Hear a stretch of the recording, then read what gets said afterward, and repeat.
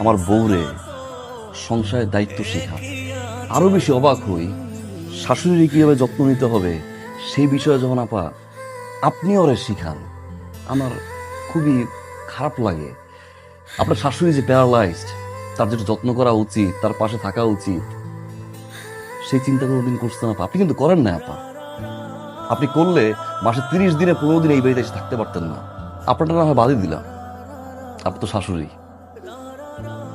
কিন্তু এই যে আমার বড় দুলা ভাই, আপনার তো মা না। আপনি মায়ের চিন্তা না করে আপনি সব সময় খালি আপনার বউর আচরণ নিচে পড়ে থাকেন। বউ যদি বলে ডানে, আপনি যাবেন ডানে, বউ যদি বলে বামে, আপনি যাবেন বামে।